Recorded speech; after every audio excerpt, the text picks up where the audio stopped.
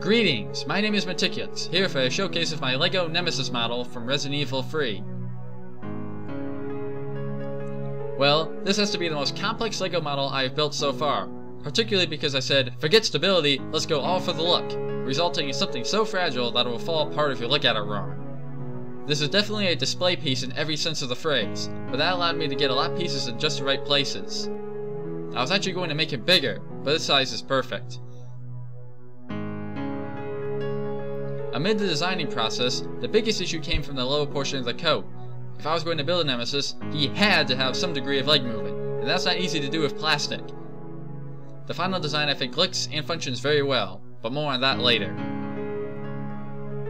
His skin tone would probably be more accurate in dark tan, however he would have ended up looking like this with the parts available at the time. Speaking of the head, I guess it should be rougher and not as smooth looking, but it's fine.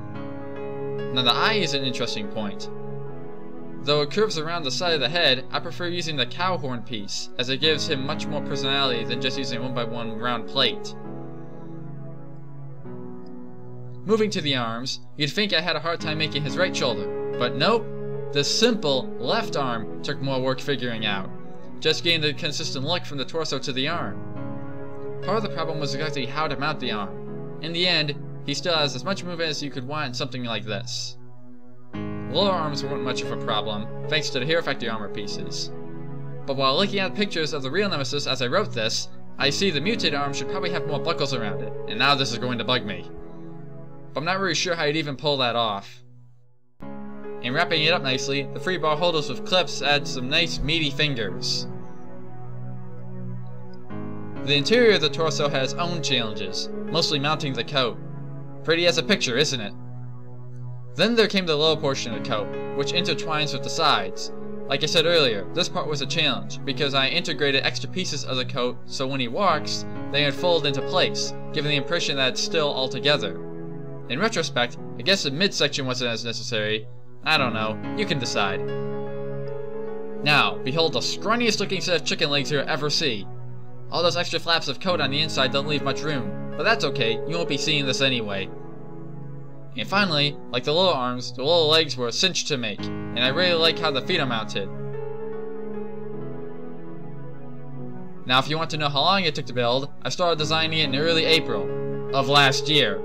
Yeah, it takes me freaking forever to finish some things, although I did take a few big breaks during the year. Then I had to buy parts, and finally I was like, you know, I'd like him to have his weapons too. Oh, that was a mistake. Sure, his hand tentacle and rocket launcher were rather easy, but the minigun? Which version would you like to build? I couldn't find two pictures that looked the same. I finally based it off the one the HGC Nemesis statue has. Overall, I am very pleased with how he came out. I almost don't want to take him apart, but I do want access to his pieces. But if you are adventurous enough and want to build this guy, here are the instructions. Well, sorta.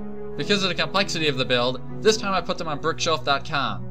It'll be much easier for you to examine them at your own pace instead of in a video.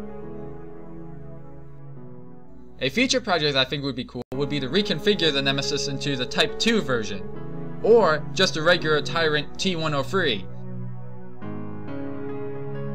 Well, that ought to do it. So until next time, goodbye.